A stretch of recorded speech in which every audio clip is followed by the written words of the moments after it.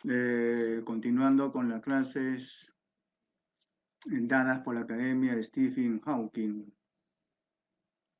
Corresponde ahora hacer un desarrollo de ejercicios del curso de geometría. Haremos una miscelánea de algunos cuantos ejercicios. Un poco de geometría plana y por ahí algunos problemas de geometría del espacio. Mi nombre es Vargas Díaz Everling. Si desean también pueden hacer consultas a través del chat. Estaré atento al chat. Bien, entonces siendo las 6:02 de la tarde, empezaremos con los ejercicios. Bien, la separata se encuentra ya en la red para que ustedes puedan descargar, o de repente ya lo tienen descargado. Empezaremos entonces con el ejercicio número 1, que dice así: dado el polígono convexo con n lados y cuyas medidas de sus ángulos exteriores son como esas cantidades, como x1, x2, x3, así consecutivamente, y como x sub n, en donde n, como lo dice el ejercicio, es el número de lados. ¿Qué debe de cumplirse con esas cantidades?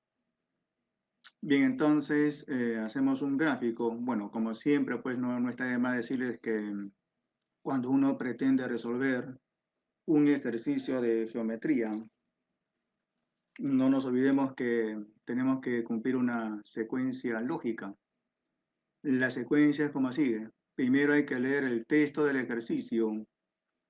Luego de eso, pues, habrá que hacer un gráfico, si se considera, digo. De tal manera, pues, que el gráfico nos ayude a resolver el ejercicio y no que nos complique. Nuestro siguiente paso sería, pues, plantear una ecuación. ¿Cómo se plantea una ecuación en geometría o en un curso de matemática? Planteando algún teorema que ustedes sepan de ese curso. Plantean la ecuación usando ciertos teoremas o algún teorema. Luego resuelven la ecuación, calculan la incógnita y no necesariamente calcular la incógnita es la respuesta al ejercicio. Tenemos que estar atentos a lo que pide el ejercicio. Muy bien, en este caso, pues, ahí está ese polígono convexo que tiene n lados.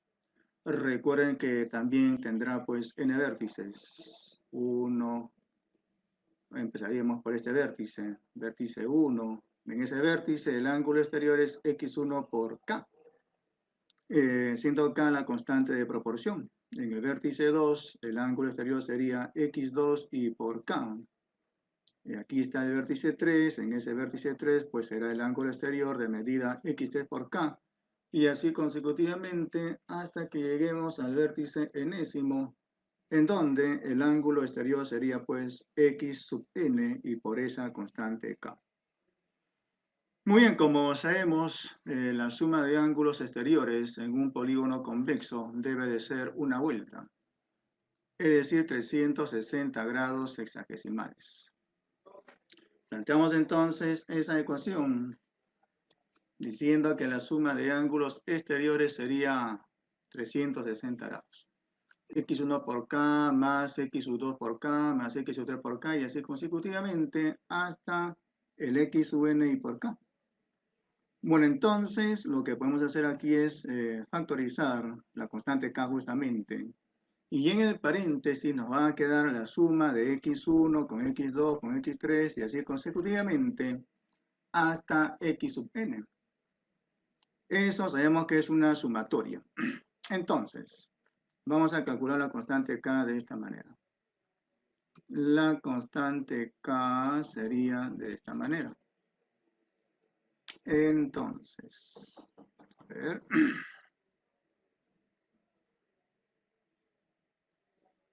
Esa constante k sería 360 grados entre una expresión. Esa expresión sería la suma de los X, la suma de las X, entre la suma de las X. ¿Cómo se expresa la suma de las X? De esta manera.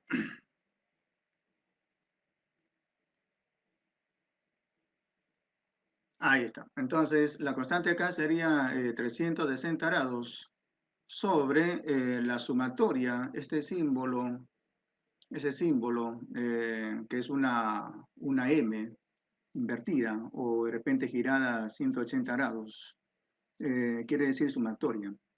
Es la letra sigma del alfabeto, o sea, la letra S en mayúscula en el alfabeto. En estadística, ustedes usan ese símbolo justamente para denotar la sumatoria. En este caso, pues sería la sumatoria desde i igual 1 hasta n de los xi. O sea, pues x1 más x2 más x3, así consecutivamente, hasta llegar a el x sub n. Muy bien, ahora sabemos que en un polígono convexo, cualquier ángulo exterior en cualquier vértice debería de ser de medida menos que 180 grados. Esa es una condición que debe de satisfacer cualquier polígono convexo. En cualquier vértice J, el ángulo exterior debe medir menos que 180 grados. Entonces planteamos ya no una igualdad, sino una desigualdad. De esta manera. En el vértice J, pues será el ángulo exterior X sub J por K menor que 180 grados. Entonces, sigo por acá.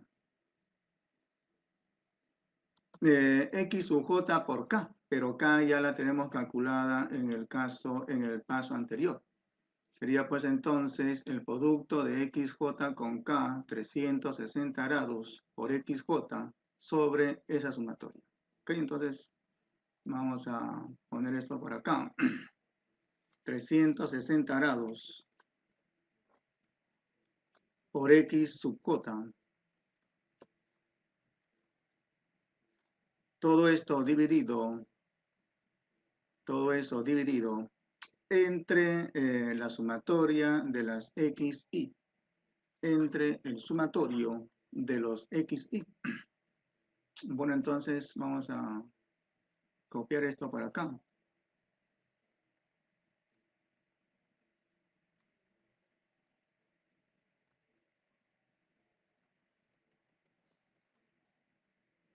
Y lo ponemos aquí. Falta la N minúscula.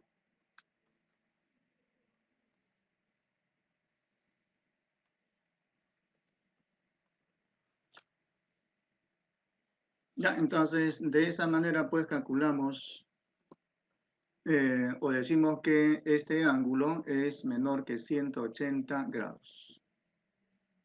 Menor que 180 grados.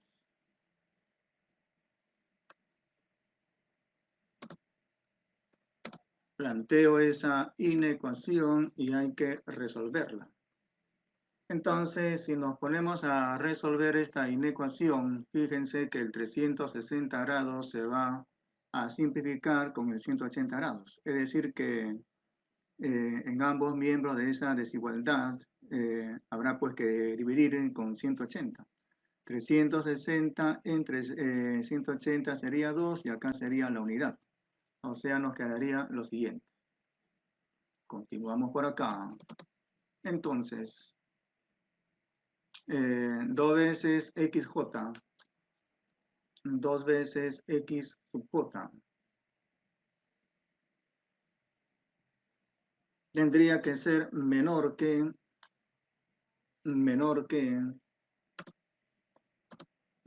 la sumatoria de los X sub I. Esto es lo que hay que poner aquí. Menor que la sumatoria de los X sub I. Es decir, sería X1 más X2 más X3 y así consecutivamente. Vamos a poner eso por acá. Menor que X1. A ver.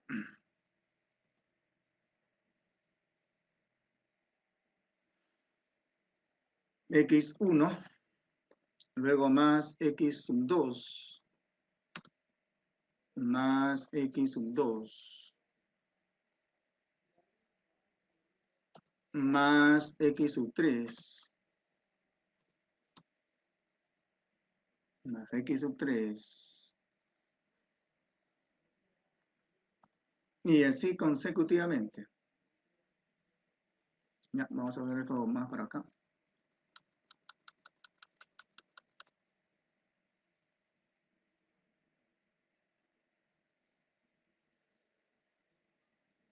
Ahí más o menos.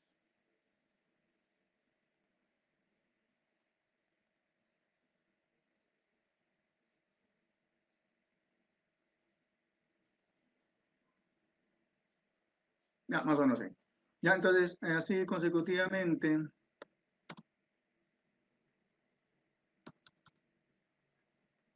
por ahí pues estará un XJ.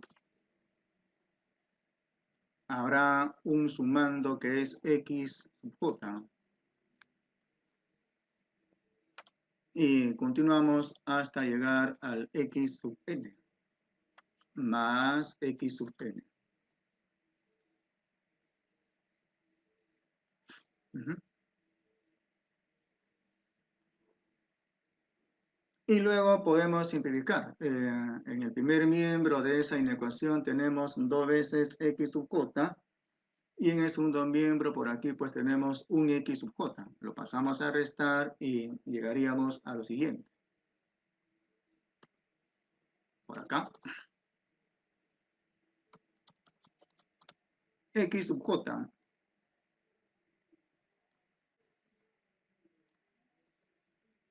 Tendría que ser menor que la sumatoria de todas las X, eh, pero restándole un X sub J.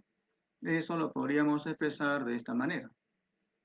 Lo expresamos de esta manera.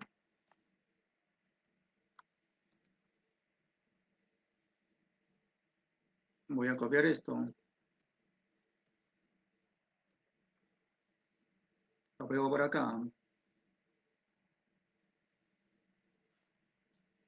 Hasta n.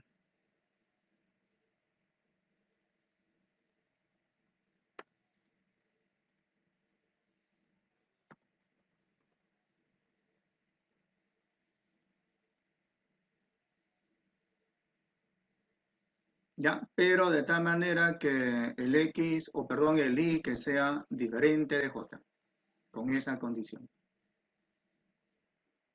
De tal manera que Y sea diferente de J.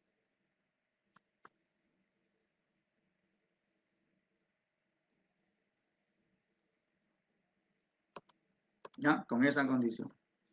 Y diferente de J.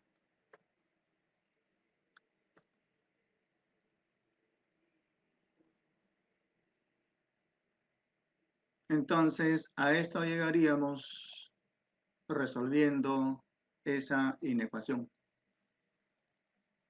Que cualquiera de esos números que nos han dado debería de ser menor que la suma de los otros números. Un ejemplo típico sería en el caso de tener un triángulo. Vamos a poner un ejemplo por ahí. Ya, entonces lo que se demuestra es de que cualquiera de esas cantidades que nos dan de dato, cualquiera de esas cantidades que nos dan de dato, debería de ser mucho menor que la suma de los otros, de las otras cantidades. Vamos a poner un ejemplo que es en el triángulo. El triángulo es un polígono convexo. Todo triángulo es un polígono convexo. Entonces, ¿qué pasaría, por ejemplo, si nos dicen esto? Que alguna vez vino en examen de admisión. Se tiene un triángulo en donde los ángulos exteriores son proporcionales a los números 1, 2 y 3. ¿Será posible ese triángulo o de repente nos piden calcular el menor de los ángulos o algo? Ok, entonces este ángulo exterior que sea como 1, o sea, por ejemplo, un X, un X. El ángulo exterior en este vértice que sea como 2, es decir, 2X.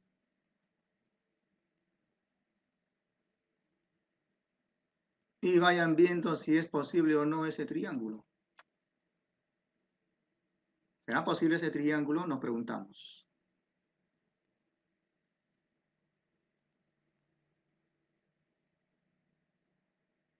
Ya, entonces este ángulo sería 2X y el otro sería como 3, o sea, 3X.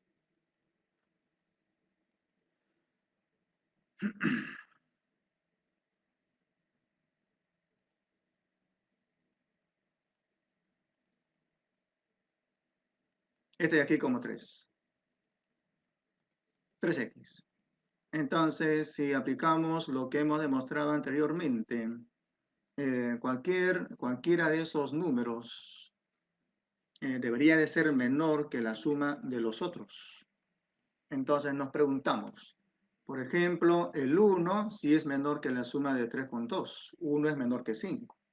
El 2 también es menor que la suma de 1 y 3, 2 es menor que 4. Pero el 3 no es menor que la suma de 1 y 2. Entonces, con eso nada más podríamos decir que esta figura no es posible. Se puede comprobar eso diciendo que esos ángulos exteriores tienen que sumar 360 grados. Si hacemos eso, diríamos que 6x es igual con 360 grados. Y por lo tanto, el valor de x sería 60 grados. Y luego nos preguntamos si eso es posible. ¿Es posible que en ese gráfico el ángulo sea de 60 grados? Vemos que no, porque este ángulo sería 3x. O sea, 3 por 60, 180 grados. Bueno, entonces este gráfico es un imposible geométrico. Como estarán observando, este ángulo no puede ser 180 grados, ya que acá sería 0 grados, y un triángulo no puede tener un ángulo de 0 grados. Bueno, en todo caso tendría que ser así, o de repente así, que este punto esté acá. Es decir, que se transforme en una línea. Es decir, una línea sería esa figura. Ya no sería un triángulo. Entonces, en todo polígono convexo debe de satisfacer esa condición. Que si nos dan esos ángulos exteriores como x1, x2, x3, x sub n, entonces cualquiera de esas cantidades debe de ser menor que la suma de las restantes. Muy bien, siguiente ejercicio. Se tiene el rombo ABCD y en la perpendicular al segmento AD trazada por el vértice C, el punto E. En esa perpendicular trazada al segmento AD ubicamos el punto E. De tal manera que CE es igual con AB. Entonces, a ver, si este segmento, o perdón, claro, si el segmento CE es igual con el segmento AB, y a su vez AB es igual con CD, nos están diciendo que CE es igual con CD. Barrita, barrita, porque son iguales. Obviamente, como esto es un rombo ABCD, aquí sería barrita y acá también. Pero ponerlo estaría por demás. Recuerden que no hay que recargar mucho el gráfico. Calcule la medida del ángulo que determinan las rectas AC y DE. A ver, esta recta AC con la recta DE se van a intersecar en el punto P y es justamente el ángulo en el punto P el cual hay que calcular. Muy bien, se puede resolver de varias maneras el ejercicio. Se puede resolver sin trazos, o sea, sin hacer algún trazo, simplemente completando ángulos y aprovechando los triángulos isósceles y todo eso. Pero en este caso vamos a usar un teorema, el teorema que se conoce vulgarmente con el nombre de el trípode. Si este segmento OQ es congruente con OR y a la vez con OS, bueno, pues ahí entonces tenemos un trípode. Esos tres segmentos que están de azul son iguales, son de medidas iguales. Y entonces se cumple que este ángulo θ es la mitad de este ángulo. Por ejemplo, si acá fuese 40 grados, este valor de teta sería la mitad, o sea, 20 grados. Si en algún ejercicio nos dan este gráfico con esas condiciones o con esta condición, y nos dicen que teta y alfa son complementarios, y nos preguntasen cuánto es alfa, pues habría que plantear la condición de que teta es la mitad de alfa, y además de que teta y alfa suman 90 grados.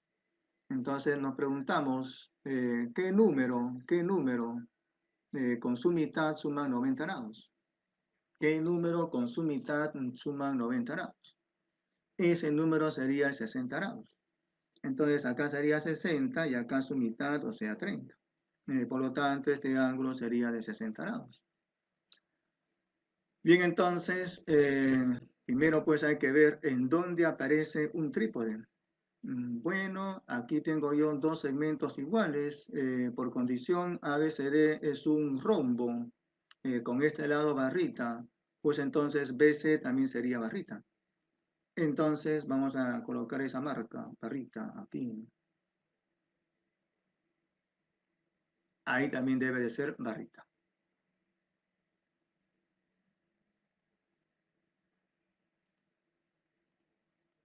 Bien, entonces ahí tenemos un trípode. Este segmento es igual con este y a la vez con este. Pues entonces habrá que hacer el trazo. Se recomienda trazar esta diagonal para poder formar eh, o para poder aplicar ese teorema. Trazamos entonces la línea BD. Recuerden que el trazo auxiliar es con líneas punteadas, en este caso de color rojo. Y entonces se puede calcular el ángulo formado por el trazo auxiliar y el segmento PD, usando justamente el teorema. Entonces, ese ángulo que se ha determinado, vamos a marcarlo. Marcamos ese ángulo que se ha determinado.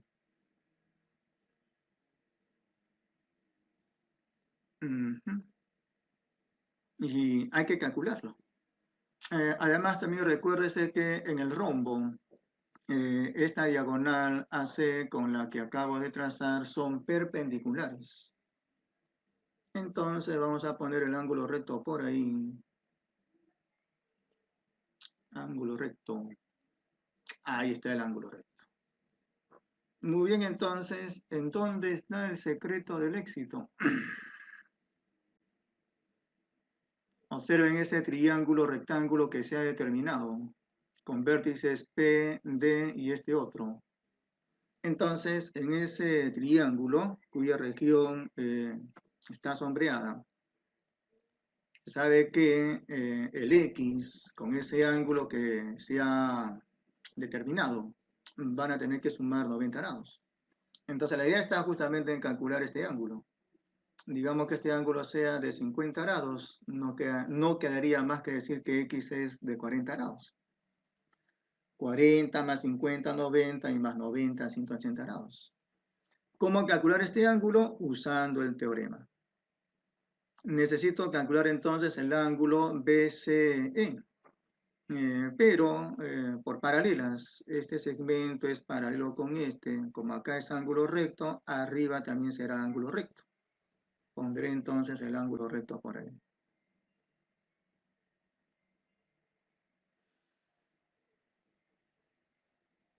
Ahí también es ángulo recto. 90 grados. Muy bien, entonces, la medida del ángulo BDP, luego digo por acá que se puede calcular la medida del ángulo BDP. La medida del ángulo BDP usando el teorema del trípode. Sería igual a lo siguiente. A la mitad de la medida del ángulo BCE. La mitad de la medida del ángulo BCE. Pero ese ángulo BCE lo hemos calculado usando nuestro teorema de paralelas, que dice que este ángulo recto es igual con este otro. Entonces sería pues 90 grados entre 2, o sea 45 grados. Y una vez que hayamos calculado este ángulo, nos vamos al triángulo con vértices PDF. Digamos que este punto sea con nombre F, punto de intersección de las diagonales de ese rombo. Entonces, en el triángulo DFP ya se puede calcular X. Recuerden que este ángulo que acabamos de calcular es de 45 grados. El X y el 45 en ese triángulo van a sumar 90 grados. Paso entonces a decir lo siguiente. En el triángulo con vértices DFP, por suma de ángulos en el triángulo sería pues que X será 45 grados. X más 45 grados igual 90 grados. Planteo esa simple ecuación. La suma de los ángulos agudos en un triángulo rectángulo es 90 grados. Por lo tanto, resolviendo sería pues que X es de 45 grados. Muy bien, pasemos a resolver el ejercicio 3. Pero antes voy a ver cómo está el chat.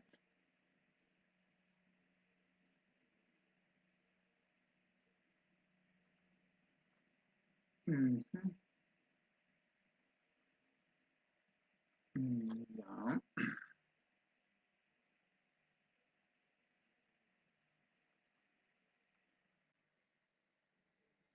Seguimos.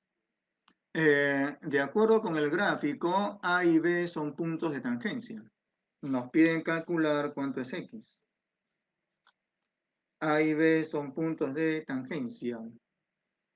Y nos piden calcular cuánto es X. Descripción del ejercicio. Tenemos dos circunferencias que son secantes en los puntos B y H. Luego se traza la tangente común la tangente común AC. Luego por este punto H se traza una recta que corta a esta circunferencia en el punto G. También se traza la cuerda AB que corta a la misma circunferencia en el punto E. Luego se traza esta recta que corta a la otra circunferencia en el punto D. Se traza esta cuerda, este ángulo mide 8x. Se traza este segmento y este ángulo mide 11x. Esas son las condiciones para el ejercicio. Hay que recordar el teorema, teorema de la antiparalela. Tenemos un triángulo.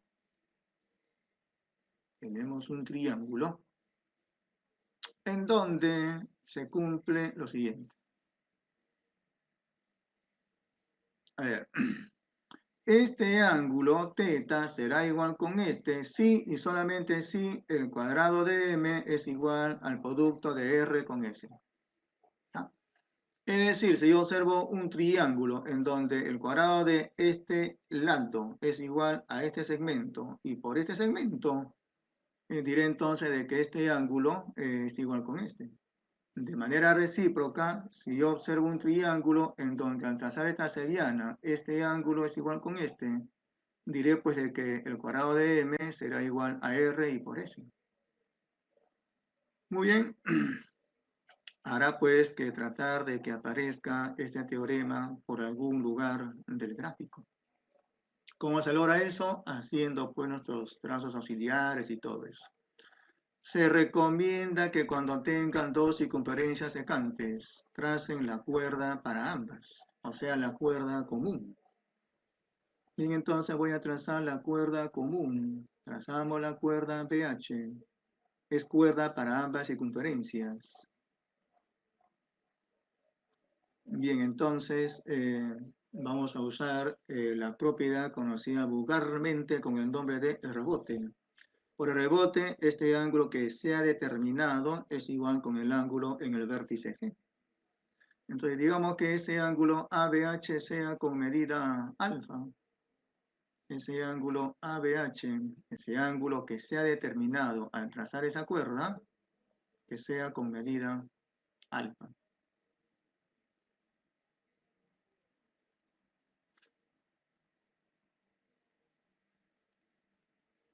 Ahí es alfa. Entonces, por ese teorema, si acá es alfa, por el rebote, este ángulo también será alfa. Entonces, marco ese ángulo. Marcamos ese ángulo. Y le ponemos también de medida alfa.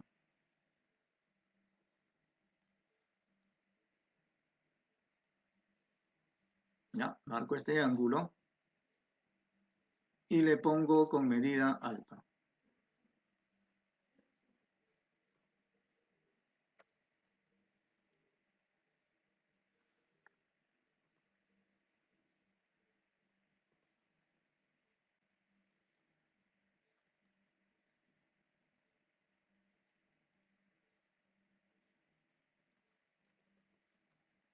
Ahí está.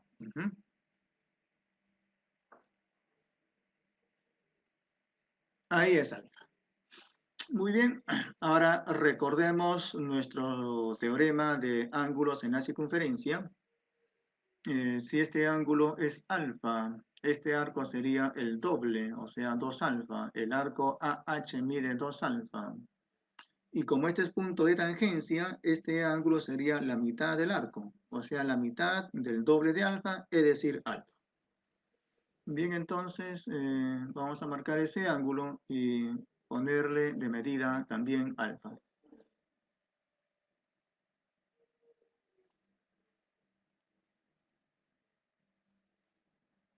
Ahí también es alfa.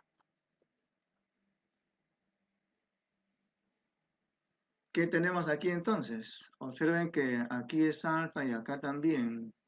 Podríamos decir que esta recta es paralela con esta. Entonces, por ángulos entre paralelas, si este ángulo es 11x, acá también debería de ser 11x. Bien, entonces voy a marcar ese ángulo y ponerle de medida 11x.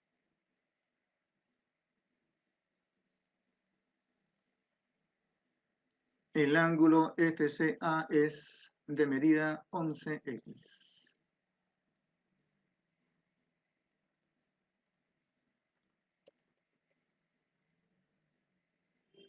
Ahí es 11x.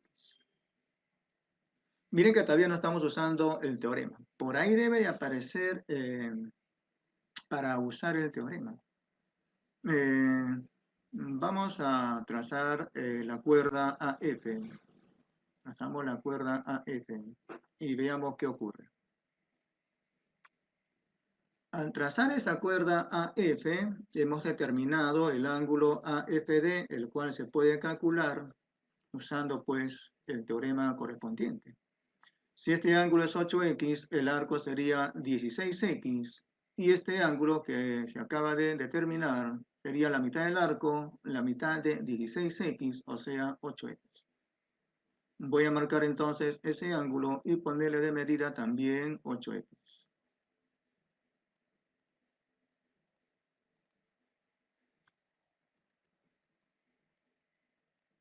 Este ángulo DFA también es 8x. Muy bien. ¿Qué necesito para calcular x? Miren, debajo de la recta DG hay dos ángulos que son el 8x y el 11x. Entonces me faltaría este tercer ángulo para calcular cuánto es x. Digamos que sea, por ejemplo, no sé, de repente 100 grados. Diría entonces que 8x más 100 más 11x igual a 180. Planteo esa ecuación y la resuelvo. Necesito entonces urgentemente calcular este ángulo. Bien, a ver, voy a trazar la cuerda FH. Trazo la cuerda FH. Y se puede calcular el ángulo AFH usando el teorema correspondiente. Entonces marco ese ángulo AFH. Marcamos el ángulo AFH y lo calculamos. Por el rebote, miren que si acá es alfa, el arco sería 2 alfa, Y el arco 2 alfa entre 2 sería también alfa. O sea, este ángulo que acabo de determinar también sería alfa. Y por ahí apareció un triángulo con la antiparalela, con una antiparalela. Entonces, ubicarse ahora en el triángulo con vértices AFG. Voy a sombrear ese triángulo. Sombreo la región triangular con vértices AFG.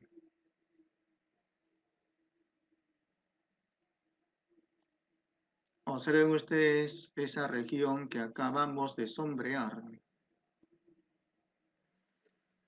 en donde este ángulo es igual con este.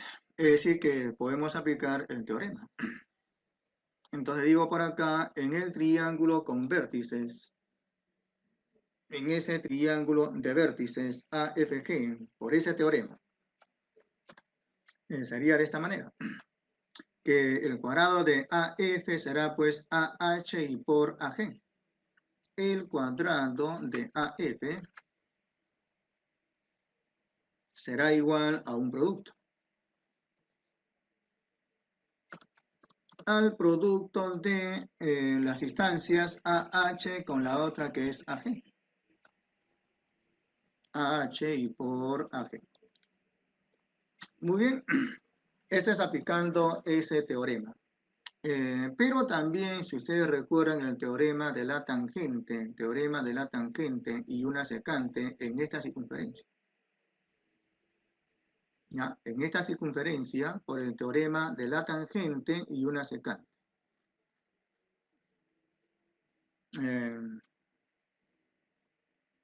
Pero, por el teorema de la tangente y una secante, o simplemente por el teorema de la tangente.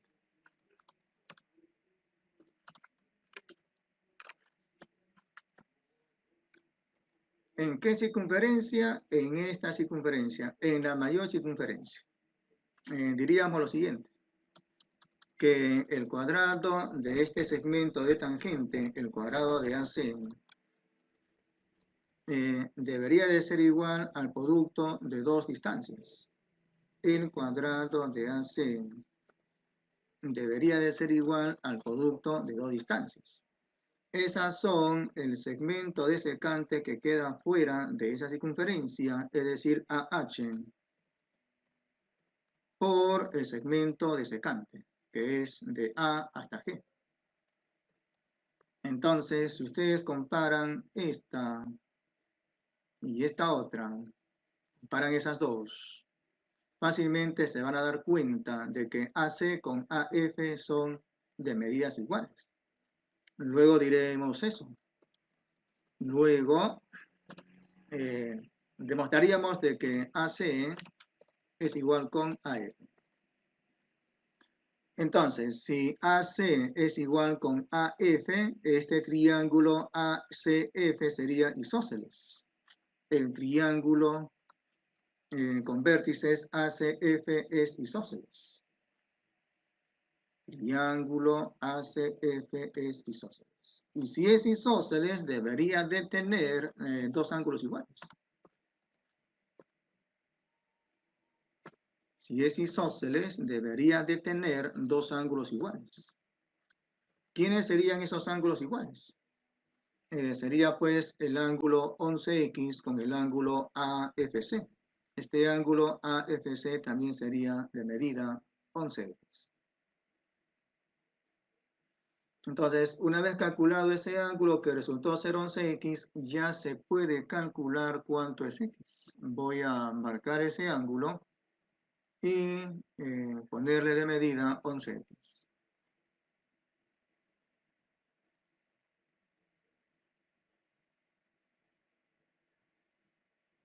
Ese ángulo es 11X.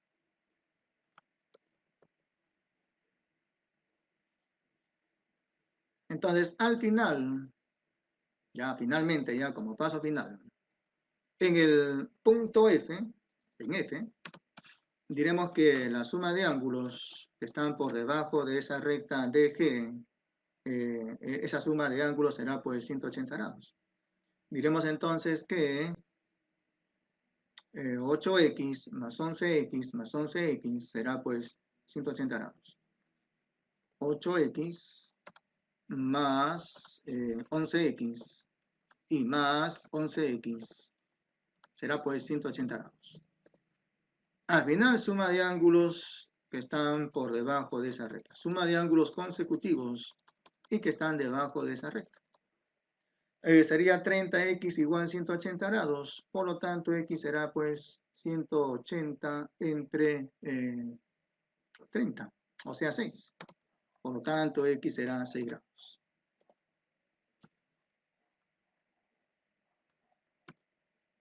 Muy bien. Seguimos. Ejercicio 4. Nos dicen, se tiene un cilindro de revolución con diámetro AB que mide 4 decímetros. Ese cilindro tiene diámetro de la base con 4 decímetros. Muy bien, ¿qué más? Y un punto C que está en la circunferencia de la otra base. Ese punto C está en la circunferencia de la otra base. Hay que calcular el volumen del cilindro sabiendo que la suma de cuadrados de AC y BC es 40 decímetros cuadrados. Entonces, si nos fijamos en las claves, vamos a fijarnos en las claves. A ver. Miren, L es litros. Las claves están en litros. ¿Ya? Entonces, la respuesta hay que darla en litros. No en decímetros cúbicos, sino en litros. Muy bien, piden entonces calcular el volumen V. ¿Cómo calculamos el volumen V de ese cilindro de revolución? Bueno, sería pues el área de la base por su correspondiente altura h. Área de la base sería pues la de un círculo con radio 2. Recuerden que si el diámetro es 4, por ese dato, si el diámetro es 4, un radio sería 2. El radio sería 2, mejor dicho. Entonces, el volumen sería pues el área de la base, el área de aquel círculo con radio 2, pi por el cuadrado del radio. Pi por el cuadrado del radio. El radio mide 2 al cuadrado. Y luego por h. El problema está en que h no lo conocemos. No se sabe cuánto es h. Lo que se sabe es que hay un punto C en la circunferencia de arriba, en la circunferencia base superior. De tal manera que la suma de cuadrados de esas dos distancias sea 40 decímetros cuadrados. Bien, entonces lo que vamos a hacer acá es trazar esta altura a partir del vértice C, trazamos esa altura. Eso sería nuestro trazo auxiliar. Trazamos esta altura. Bien, entonces, al ser esta una altura, sería pues perpendicular con el plano de la base inferior. Eso quiere decir que si yo en la base trazo esa cuerda, pues esta altura sería perpendicular con esa cuerda que está en la base. Vamos a colocar entonces el ángulo recto por ahí. Colocamos el ángulo recto. Ahí está. De color azul. O si no, verde. Bien, miren que acá se ha determinado un triángulo rectángulo. Pues ahí hay que aplicar el teorema de Pitágoras. Trazamos entonces esa otra cuerda. Trazamos esta otra cuerda. Y como esta es altura, pues sería perpendicular con esa cuerda. Entonces voy a trazar ese ángulo recto. Indico de que es ángulo recto. También de color verde. Nuevamente, pues ahí se ha determinado un triángulo rectángulo. Pues ahí habrá que aplicar el teorema de Pitágoras. Recuerden que queremos calcular h. Bien, entonces, a su vez también en la base, el ángulo determinado por esas cuerdas también sería recto. Recuerden que cuando es diámetro, ese ángulo que se determina en esa circunferencia es recto.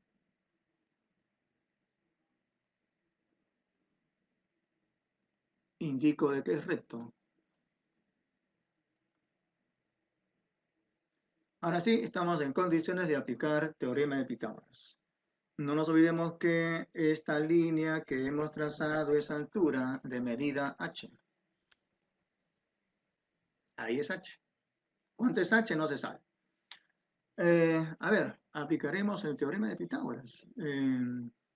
Diremos entonces que el cuadrado de AC será h cuadrado. Vamos a decir que este punto sea con nombre D. El punto donde cae esa altura con nombre D. Ahí es D. Entonces, digo por acá, pero por Pitágoras, diríamos que el cuadrado de AC será pues h cuadrado más el cuadrado de AD. A ver, el cuadrado de AC será igual al cuadrado de h más el cuadrado de AD. Cuadrado de h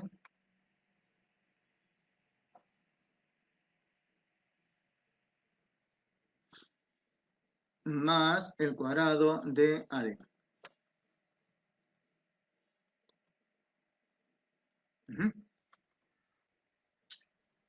De manera parecida y en el triángulo rectángulo BCD recto en D, diríamos también algo parecido.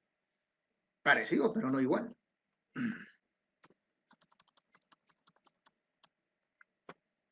Diríamos entonces que el cuadrado de BC, el cuadrado de la hipotenusa BC, será igual a h cuadrado más BD al cuadrado. Muy bien.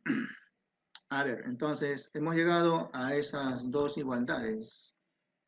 Entonces, la idea es de que aparezca el dato. Usando esas dos igualdades, tratar de que aparezca ese dato. Entonces, para eso pues hay que hacer una operación con esas igualdades. En este caso conviene sumar. Sumamos esas dos igualdades y veamos qué es lo que pasa.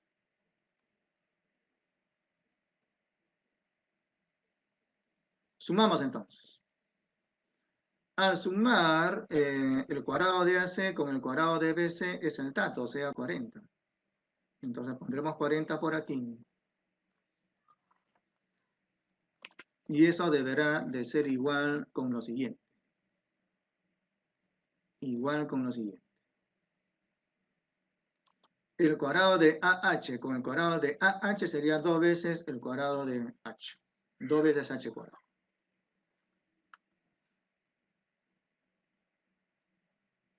Luego, tendríamos el cuadrado de AD más el cuadrado de BD.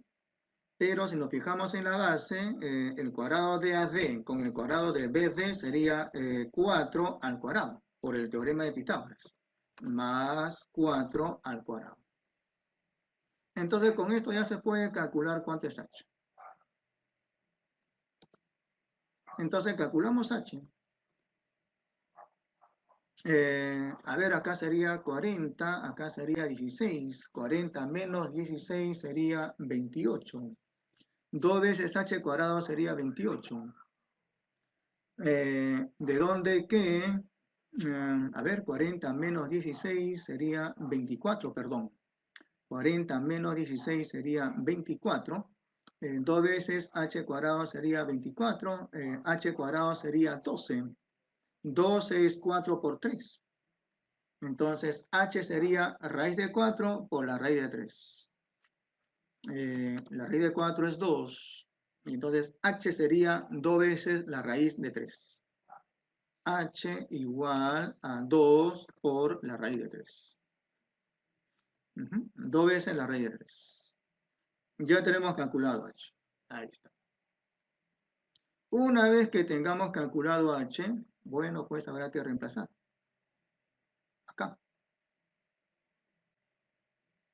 Reemplazamos. Y reemplazando, pues sería 2 al cuadrado 4 por 2, 8.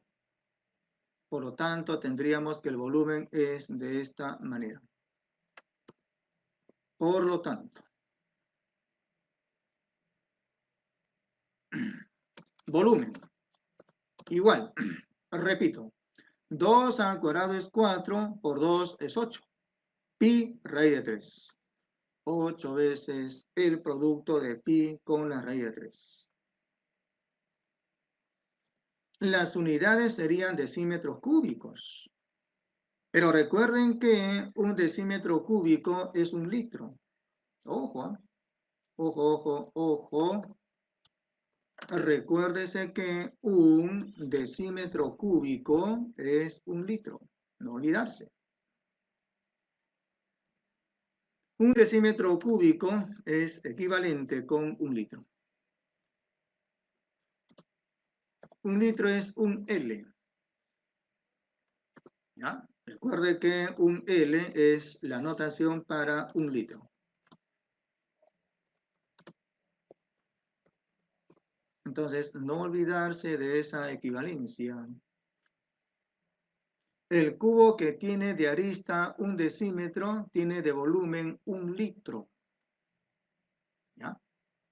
El cubo que tiene de arista un decímetro tiene de volumen un litro. Dicho de otra manera, el cubo que tiene de arista 10 centímetros tiene de volumen un litro. Recuerden que un decímetro es 10 centímetros.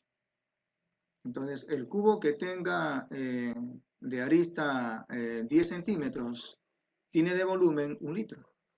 Entonces, aquí sería 8 pi raíz de 3 decímetros cúbicos, es decir, 8 pi raíz de 3 litros.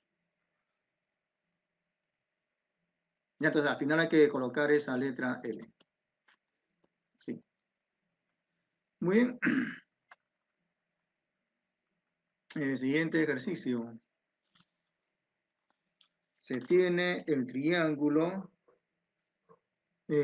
acutángulo ABC con ortocentro H y M punto medio del segmento BH.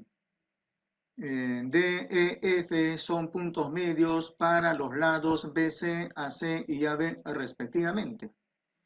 Y además la medida del ángulo FDM es de 20 grados. Muy bien, entonces recuerden que el triángulo acutángulo es aquel que tiene los ángulos menores que 90 grados.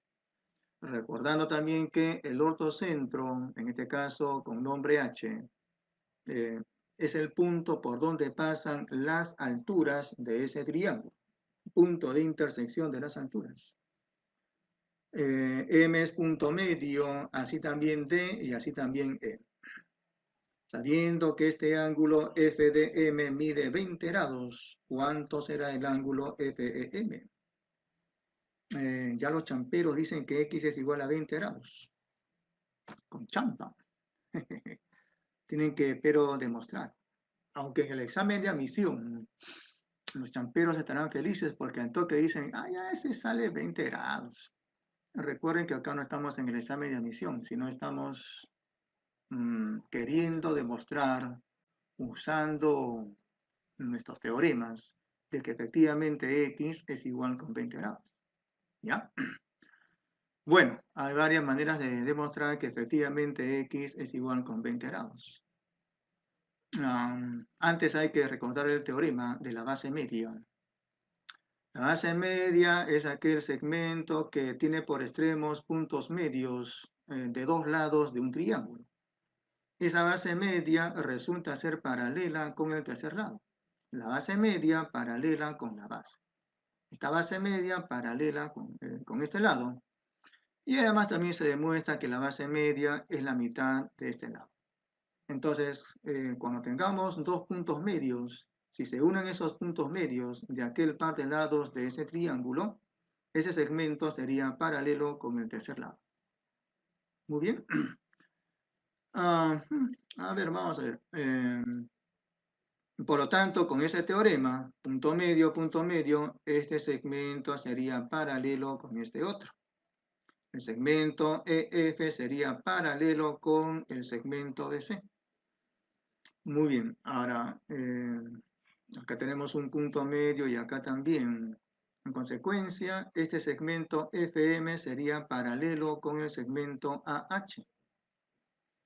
Este segmento AH resulta ser perpendicular con el lado BC. ¿Por qué digo eso? Porque siendo H el ortocentro, si ustedes trazan esa línea, va a pasar con ángulo recto, o sea, corta al lado BC con ángulo recto.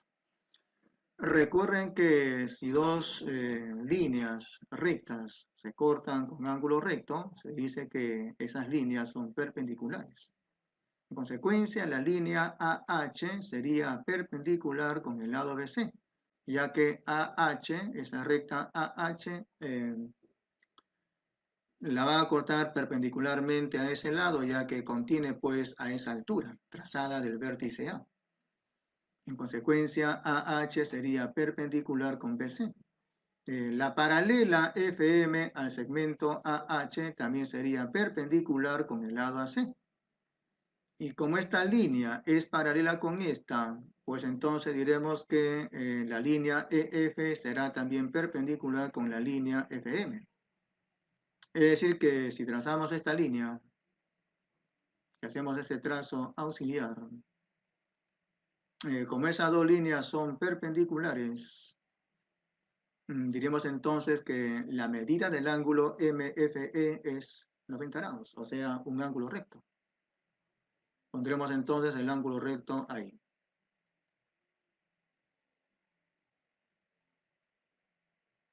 Ahí está el ángulo recto. De color, vamos a poner de color azul. Muy bien. A ver, diremos lo siguiente también. Como H es el ortocentro, esta línea CH sería perpendicular con el lado AB. Punto medio. Este segmento sería paralelo con CH. La paralela al segmento CH será pues también perpendicular con ese lado. Este segmento sería perpendicular con ese lado. Punto medio. Esta línea sería paralela con esta otra. La paralela a esta línea será pues perpendicular también con esa línea. Voy a trazar entonces la línea DE. Y como esta línea es perpendicular con esta, pues habrá que colocar el ángulo recto.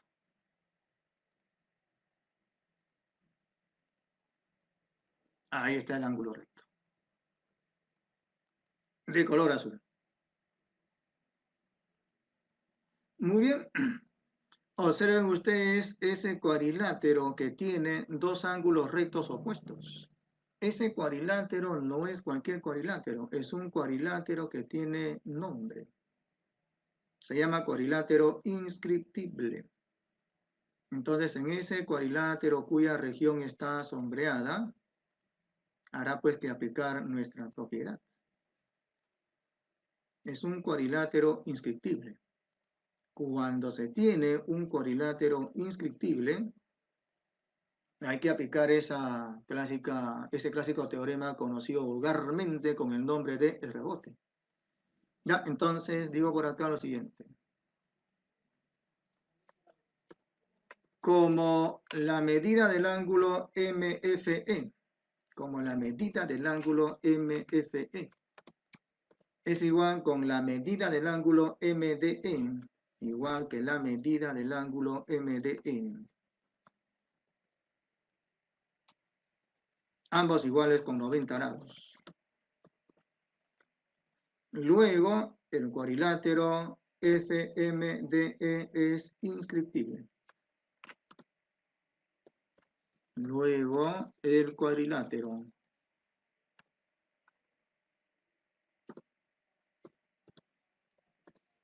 con vértices DEFM es inscriptible.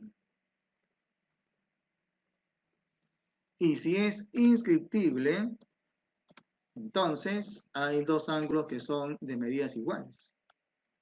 ¿Quiénes son ese par de ángulos? Bueno, ese par de ángulos serían el ángulo MDF con el ángulo MEF. Entonces, la medida del ángulo MEF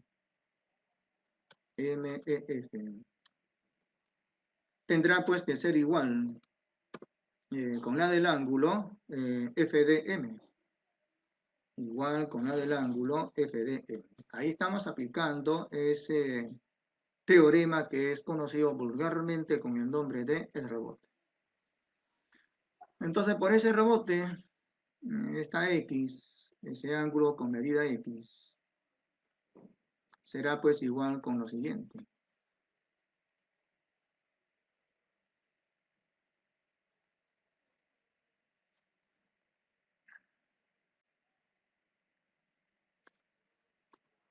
A ver, ese ángulo X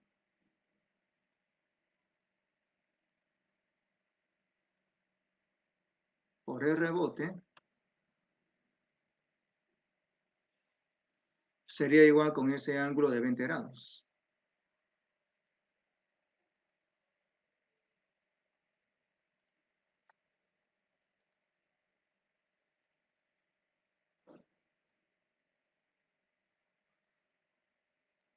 Ya, igual con ese ángulo de 20 grados. X igual 20 grados. Por lo tanto, ese ángulo X sería de 20 grados.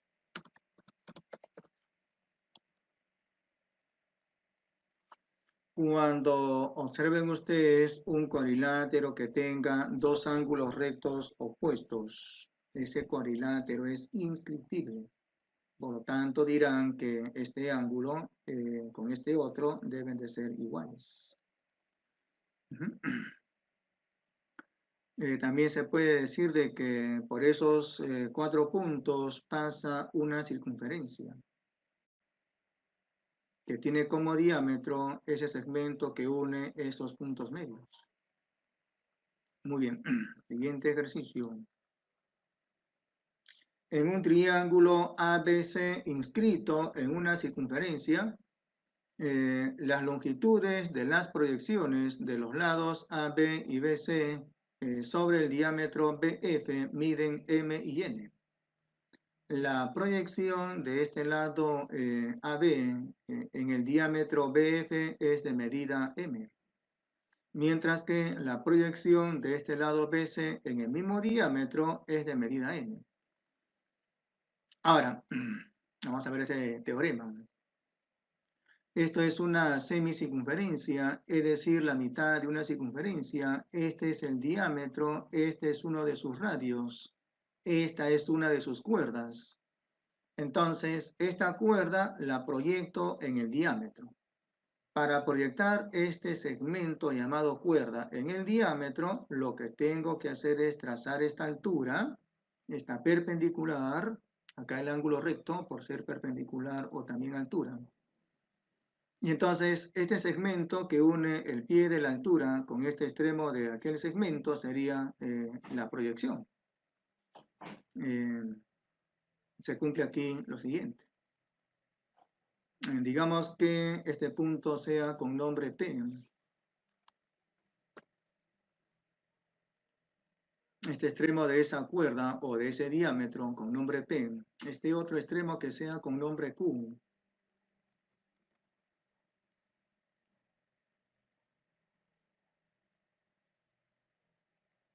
Este extremo del diámetro que sea con nombre S. Con nombre S.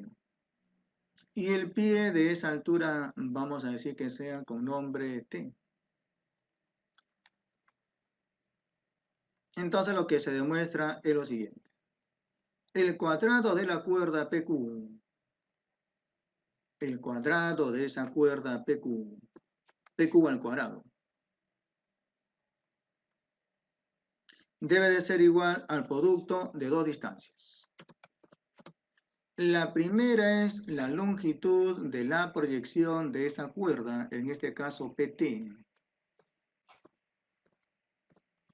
Y la otra es la longitud de ese diámetro, en este caso PS. ¿Ya? Fácilmente se puede demostrar eso trazando esta línea o esa cuerda. Y al trazar esta cuerda, este ángulo es igual con este ángulo, y entonces por el teorema de la antiparalela se demuestra pues este. El cuadrado de una cuerda es el producto de su proyección en el diámetro que pasa por ese extremo, por el mismo diámetro. Entonces, si acá esta proyección fuese, por ejemplo, 4 y este segmento fuese 5, el diámetro sería 9. 4 por 9 sería 36. Entonces nos preguntamos qué número al cuadrado me da 36. Ese número sería 6 y entonces la cuerda sería de longitud 6. Miráis. Ya. Entonces nos piden calcular la altura relativa a ese lado AC. Ya. A ver, vamos a ver. Este es el triángulo ABC. Ahí está la circunferencia que la encierra. Este es el diámetro BF. Y hay que calcular esta altura con esas condiciones. A ver, vamos a usar este teorema. Luego, por ese teorema, podríamos decir lo siguiente. Luego, usando el teorema. Sería, a ver, el cuadrado de esa cuerda AB, el cuadrado de esa cuerda AB, debería de ser igual a lo siguiente.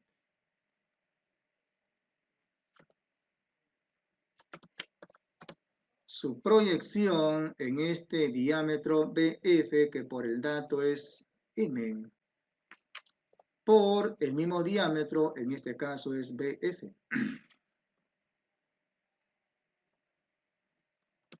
Y así también, usando el mismo teorema, diríamos algo parecido.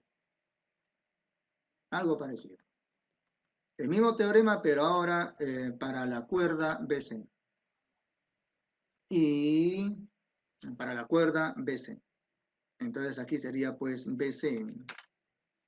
La proyección de esta cuerda en el diámetro es por el dato N. Y por el mismo diámetro, en este caso BF. Muy bien. Tendríamos entonces eso. Ya. Ya, ahora lo que vamos a hacer es lo siguiente. Vamos a determinar dos triángulos que sean semejantes. Vamos a trazar la cuerda CF. Trazamos la cuerda CF. Y entonces, como este es diámetro, el ángulo que se ha determinado es recto. Colocamos el ángulo recto por ahí.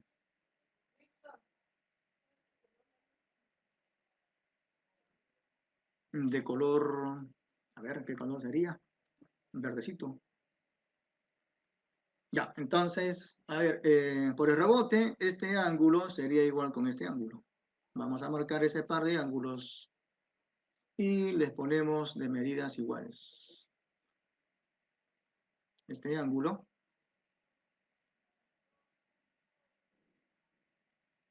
con este otro son de medidas iguales.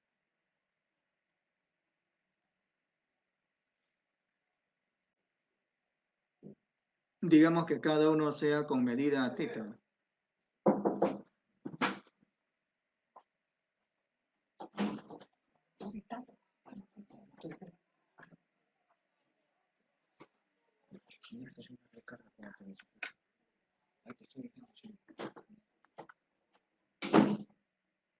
Ya, entonces, este ángulo digamos que sea con medida θ.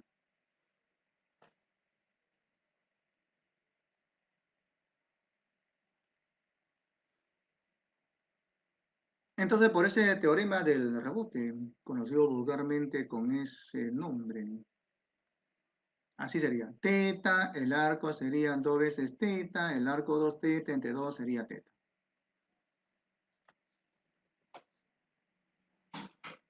Muy bien, ahí tenemos un par de triángulos que son semejantes.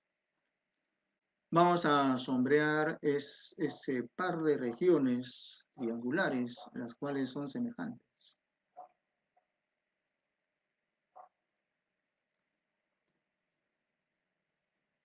Esa es la primera. La otra sería esta. Esos triángulos rectángulos son semejantes. ¿Por qué? Porque tienen dos ángulos que son respectivamente congruentes. ¿Ya? Tienen el ángulo θ y también tienen el ángulo recto y por lo tanto son semejantes. Entonces, además, digo por aquí, el triángulo vamos a decir que este pie de esa altura sea con nombre H.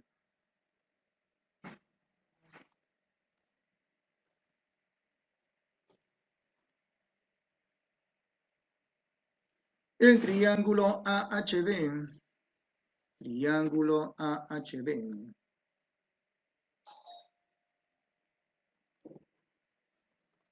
Semejante con el triángulo que tiene de vértices, semejante con el triángulo que tiene de vértices, FCB. ¿Por qué son semejantes? Porque ambos triángulos tienen un par de ángulos respectivamente congruentes que son pues de medida θ y el otro recto. Entonces, y como son semejantes, habrá que plantear una proporción. Planteamos una proporción.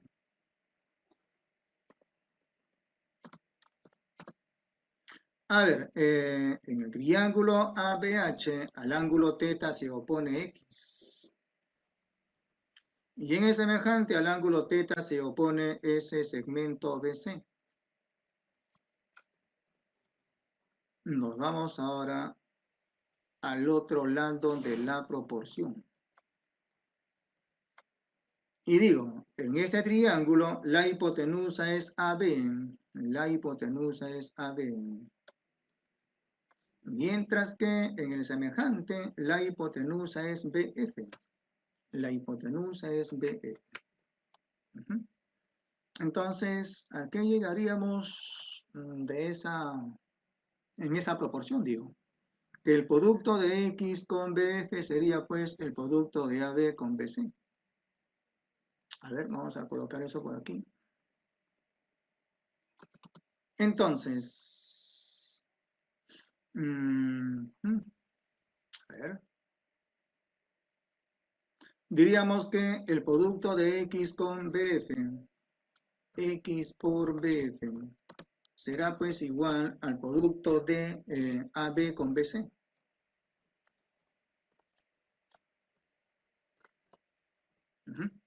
Muy bien, entonces miren a lo que hemos llegado. ¿Ah?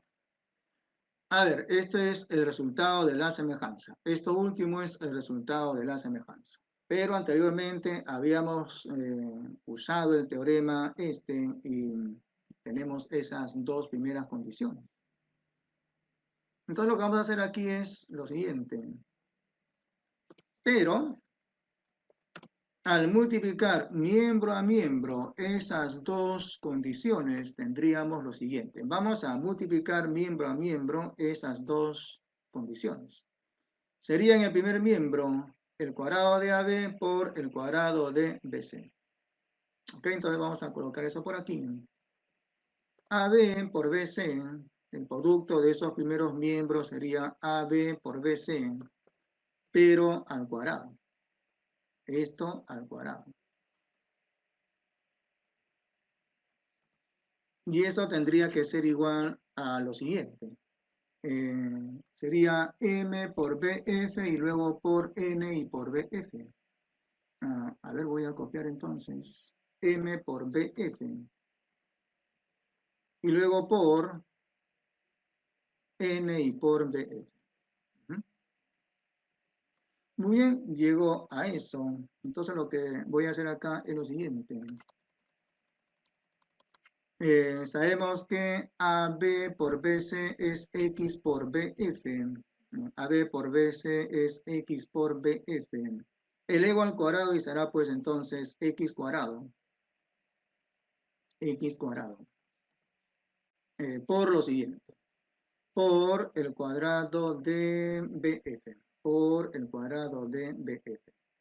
Aquí en el paréntesis BF, pero al cuadrado. Al cuadrado. Muy bien, esto será igual pues a lo siguiente. Igual, sería m por n por BF al cuadrado. M por n y por el cuadrado de BF.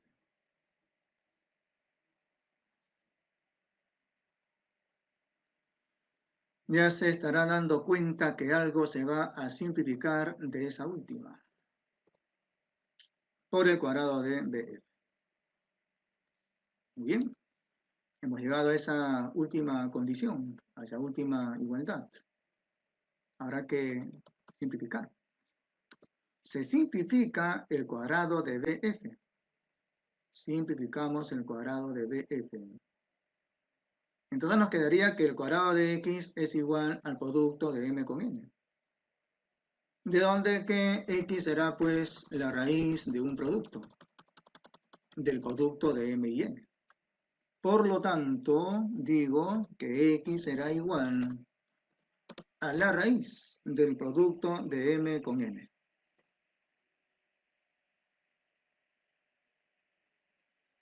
Ya, entonces observen que hemos usado el teorema. Hemos tenido que plantear una semejanza de triángulos. Debido a la semejanza, planteamos esa proporción. Luego nos convertimos en unos tremendos algebraicos. Esto les encanta a los algebraicos, ¿no? Puro álgebra, ¿ven ahí? Raíz y todo eso, ¿no? Entonces, miren que acá estamos usando un poco de aritmética, las proporciones. Y, ¿cómo no? El álgebra. Al final lo transformamos en un problema de álgebra. Muy bien, seguimos entonces. Ejercicio 7.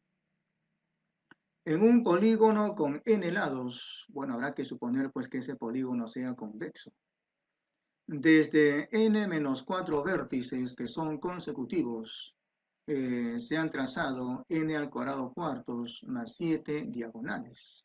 Calcule el número de diagonales medias de dicho polígono. Muy bien, piden entonces lo siguiente.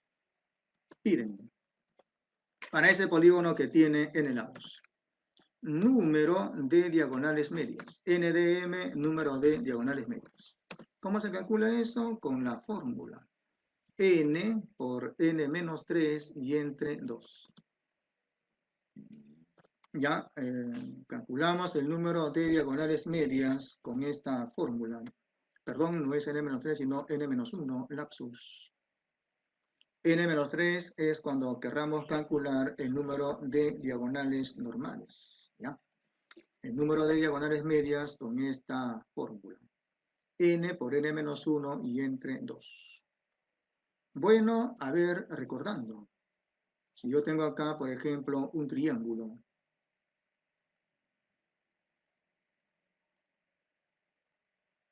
Vamos a graficar un triángulo. Una diagonal media en un polígono es aquel segmento que une puntos medios de dos lados cualesquiera.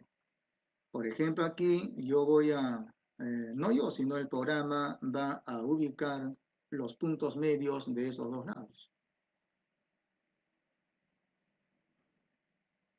Ahí está. Entonces, si unimos ese par de puntos medios, eso sería una diagonal media, que en el caso del triángulo se conoce pues con el nombre de base media. Entonces, esta base media que está de color azul también sería una diagonal media. ¿Y cuántas diagonales medias se puede trazar en el triángulo? Bueno, trazo la otra diagonal media y trazo la otra. Ese triángulo que se ha determinado se conoce con el nombre de triángulo mediano. En este caso se pueden trazar en el triángulo 3 diagonales medias. Si ustedes aplican la fórmula, en donde n es 3 Bueno, aquí pues sería 3, acá sería 2, 3 por 2 sería 6, y entre 2, efectivamente 3. Muy bien.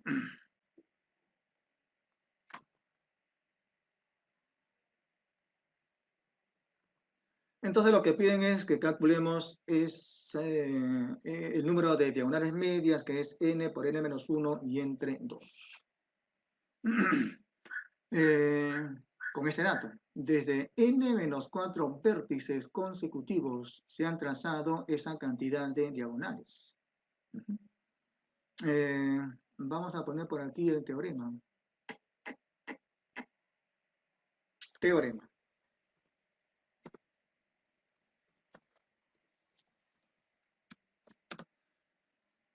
Número de diagonales que se pueden trazar desde V vértices consecutivos en un polígono que tiene n lados. Se calcula de esta manera. El producto de n con V,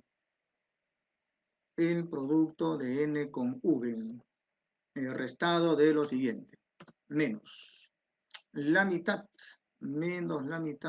de lo siguiente, del producto de dos cantidades. La primera es la que continúa a V, o sea, V más 1. Y la que le sigue, el siguiente factor es el siguiente a V más 1, o sea, V más 2. ¿Ah? Entonces, esto es el número, vamos a poner por acá eso, en donde esta notación es el número de diagonales que se pueden trazar desde V vértices que son consecutivos. Es el número de diagonales que se pueden trazar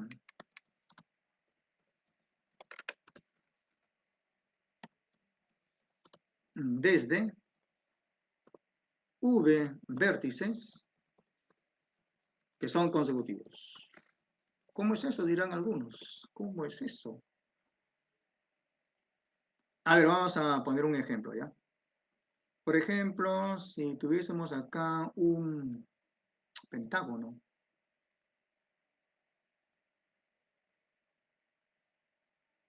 Ahí está el pentágono. Entonces, a ver, vamos a colocar los vértices. Vértice 1. El pentágono pues tiene 5 vértices. Vértice 2. Vértice 3. Vértice 4. Y finalmente acá el vértice 5. Entonces, ¿cuántas diagonales se pueden trazar desde 3 vértices consecutivos, por ejemplo? ¿Cuántas diagonales se pueden trazar en el pentágono desde 3 vértices consecutivos?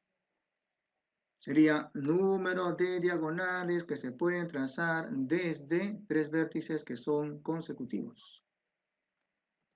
Bueno, eso sería con la fórmula. Si aplicamos correctamente la fórmula sería pues n veces 3, en este caso n sería 5 por 3, menos lo siguiente, menos un semiproducto.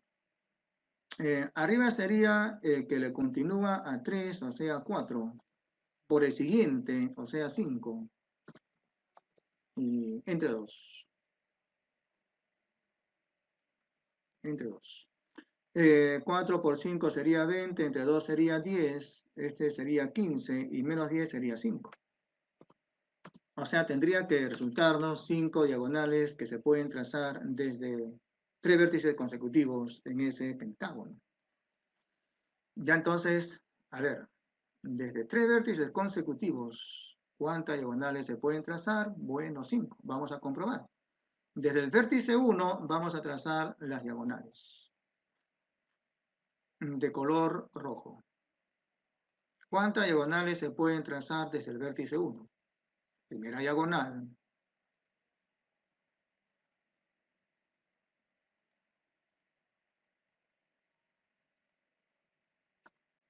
Trazamos otra diagonal. Y se pueden trazar nada más que esas dos diagonales. Hasta el momento tenemos trazadas dos diagonales.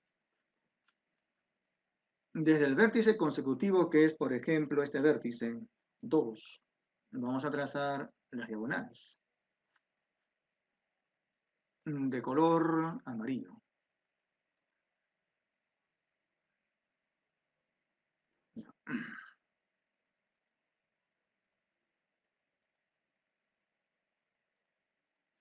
Faltaría trazar la otra diagonal. Y vemos que solamente se pueden trazar nada más que dos diagonales. A partir del vértice 2, digo. Desde el vértice consecutivo, que es el vértice 3, se pueden trazar ¿cuántas diagonales? Vemos que solamente se puede trazar esa diagonal de color, ya para que sea de color verde. Entonces, nada más que una. Entonces, como estarán observando, el número de diagonales que se pueden trazar desde esos tres vértices consecutivos sería pues 5. 2 más 2, 4 y más 1, 5. Obviamente, pues en un examen de admisión, no creo que estén haciendo eso, porque se van a demorar. Entonces, si les preguntan, por ejemplo, ¿cuánto es el número de diagonales que se pueden trazar desde 10 vértices consecutivos en un polígono que tiene 50 lados? No creo que se pongan a graficar el polígono y contar esas diagonales. Obviamente se van a demorar, posiblemente se equivoquen también. Entonces, en ese caso, pues conviene que ustedes usen esa fórmula. Para eso están las fórmulas, ¿ya? Para no perder tiempo, mejor dicho. Muy bien, entonces, recuerden ese teorema. Habrá que formar la ecuación entonces. Habrá que formar la ecuación.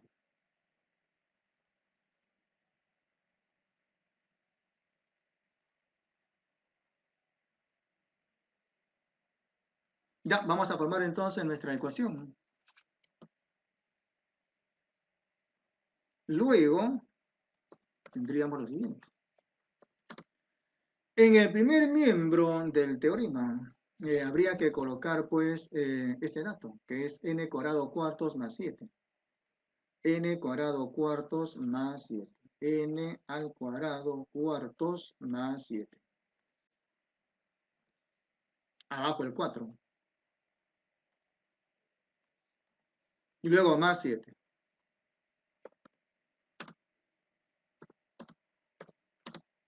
Y en el segundo miembro, pues, habrá que poner esto.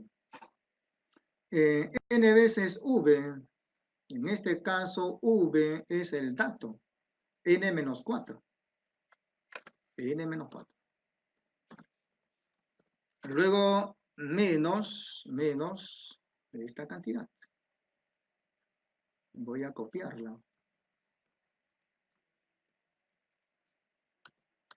En este caso, V sería N menos 4. N menos 4 más 1 sería pues N menos 3. Y luego aquí sería pues N menos 4 más 2, o sea, N menos 2. Muy bien, entonces llegamos a esa ecuación, la cual hay que resolverla. Ahora, ¿cómo resolver esa